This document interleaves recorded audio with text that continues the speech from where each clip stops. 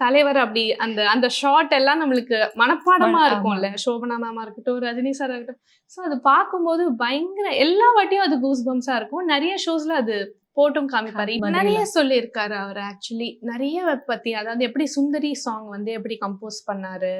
Like அந்த அந்த சுந்தரி சாங்கோட ஓப்பனிங் தெரியும்ல நம்மளுக்கு. அந்த ஃபுல் ஒரு ஆர்கெஸ்ட்ரா பீஸ் மாதிரியே வரும். ஒரு வெஸ்டர்ன் கிளாசிக்கல் பீஸ் மாதிரியே வரும் அரேஞ்ச்மெண்ட். அவர் அதுதான் சொல்லுவாரு. நான் வந்து ஒரு 20 மினிட்ஸ்ல ஃபுல் பீஸையும் எழுதிட்டேன் அப்படின்னு சொல்லுவாரு. அது நம்மளுக்கு அவர் அந்த ஷோஸ்ல லைவ் ஷோஸ்லலாம் வந்து அவர் வித்தவுட் ஆடியோ அந்த சீனை முதல்ல போட்டு காமிப்பாரு. For the audience to know அது அந்த சீனுக்கு எவ்வளவு டெப்த் இவரோட மியூசிக்கால அவரை வந்து ஸோ அதை ஸ்டாப் பண்ணிட்டு தென் இவரோட அந்த சீனுக்கான ஒரு பிஜிஎம்மோட அதை போட்டு காமிக்கும் போது நிஜமாவே அப்படியே புல் அரிக்கும் நம்மளுக்கு.